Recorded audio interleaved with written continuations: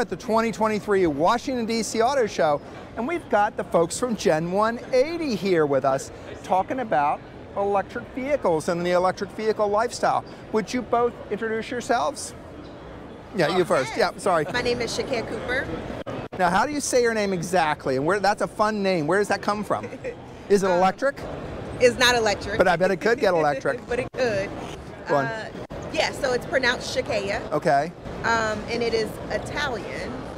It was originally spelled with an IA, and my mom switched it to a Y. Okay. To make it American. Oh, cool. That's neat. You learn something every day. And my name is Stuart Gardner.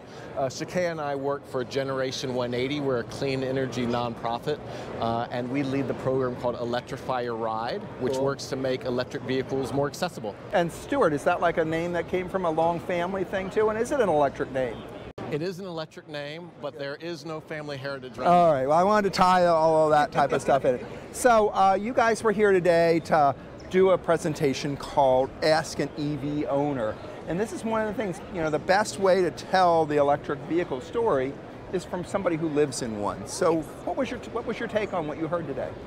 You know, the main message we want to put out there is, hey, there's a lot of reasons to drive electric, and a lot of different people drive electric. And so we were really providing opportunities for EV owners to tell their story and saying, hey, I drive electric and it's awesome. And you and one other woman were, or maybe there were two other women on the stage today. Yes.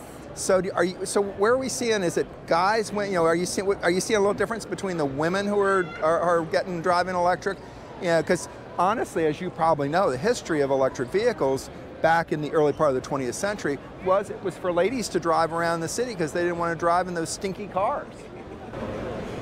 So, you know, I think that sometimes when you talk about electric vehicles, it's a lot of leading with men talking. And so being able to speak up and say, I made this transition makes it more exciting and gives you that connection to other women, right? So you're not trying to have a man connect to a woman of, this is great, this is fun to drive, which sounds great, but I want to hear a woman say, that's really fun to drive, and I took my family on a trip because of X, Y, and Z.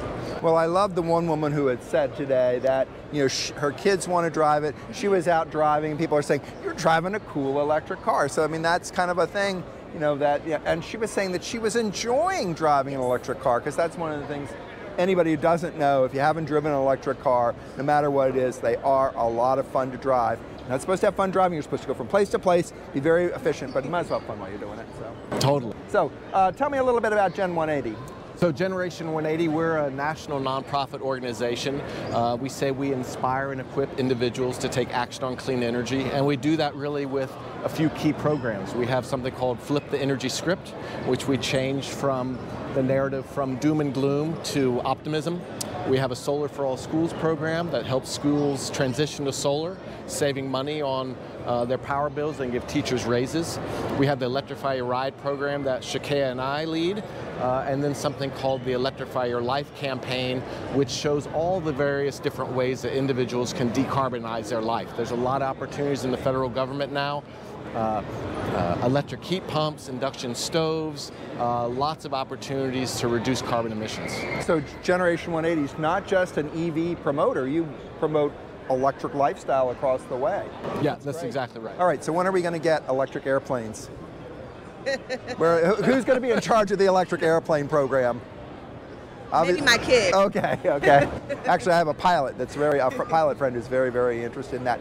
So when you talk about electrification of vehicles and electrification of a lifestyle, what I was really impressed was with IKEA putting all those solar panels on their roofs and putting the solar panels on their parking area. And they tell me when I've been over there, they don't pay any money for electricity. I mean, that's a huge retail facility that's making money by the solar panels on that. Are you seeing more of that kind of stuff, that electric, you know, lifestyle, that's electric lifestyle stuff?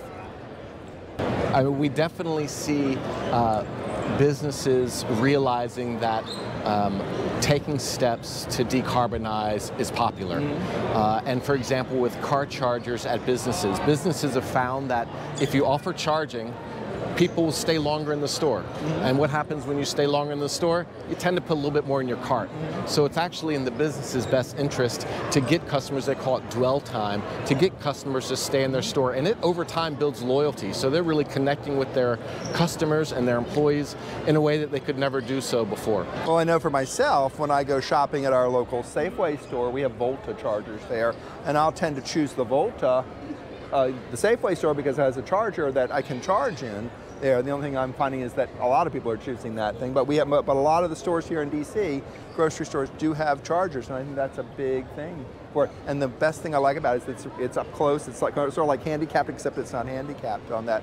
So another thing about electrification, some friends of mine over on the Eastern Shore of Maryland have wind power, and they have a plug-in, a hybrid Toyota Highlander, and he loves it because he drives around on electric all the time and uses his wind power. And so he's really, and he says on his farm, he says it's average about $8 a month for electric. Wow. Because over there, they can't store it, they have to put it right back into the grid. What's your thought on wind power? I mean, any renewable, it's awesome, right? You're not importing fuels. Most states, they don't produce petroleum. So Virginia, for example, we have to import petroleum. So if you're able to generate energy on your own, whether it's solar or wind, that's great. And that's energy independence, and that's, it's great to be independent from imported fossil fuels. Absolutely. So have you had a chance to get out on the floor yet? I don't think you have. You've been working so hard today, so I don't want to take too much more of your time. But one thing I do want to ask is, people want to know more about Generation 180. Instagram, Twitter, social media, Facebook, website. How can they get in touch with you? Yes, so our website is generation180.org. And our Instagram and Twitter is @Generation180. Now, I did find when I was tweeting a little bit about you earlier, there's also a big church somewhere that has a Gen 180. So I tweeted and tagged them, and then I had to pull it all down and put it back up. So I had to look for your logo, which would get it. But just so you know, there's a whole religion around you starting now. I love that. I said, oh, they're a religion.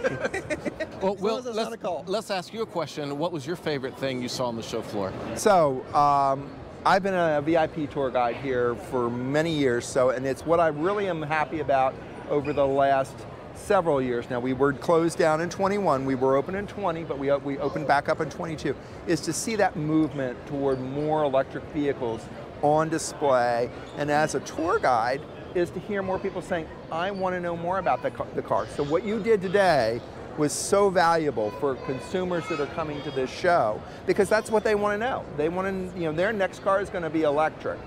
And right now they're trying to make that decision. Do they do plug-in hybrid or do they go all electric? And that push toward all electric is really good. So, what is my favorite car in them?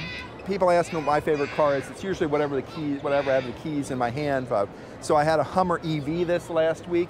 So that was my favorite car, and I was madly in love with it, even though it was exceedingly expensive to charge because it's so big. But that's fun. I drive my little 2019 Hyundai Ioniq, all electric. It's first generation. I get press cars all the time. I still love that car. You get into it just like one of your panelists said today. It's just so much fun to drive, and it really is. And I have an ICE car as well, but I prefer to drive that. Shakay and I were saying that we look forward to the time when at auto shows, it's not that there's a special EV section, it's just you're at an auto show, there are great cars and trucks there, and they happen to be powered by electric. Well, interestingly enough, you say that, because when you go upstairs, you're going to see there is a lot of electric-powered vehicles on the floor up there. General Motors, Chevrolet's up there. And there's the Blazer, there's the Equinox, there's the new Silverado. They're there. And then of course there's the classic, the Bolt, which, and then Nissan, the first car company that brought us a consumer usable electric vehicle, the Bolt, like Toyota did with a hybrid, with the Prius back 25, 30 years ago. So it's really cool to see that technology so focused up there. So, on that thing, I want to thank both of you for coming to the 2023 Thanks show. for having us. And more importantly, I want to get you off the stage and get you out there, and I think you'll enjoy it, because there's just so much to see and do at this show. So again, thank you so much. Thanks, Will. Appreciate it.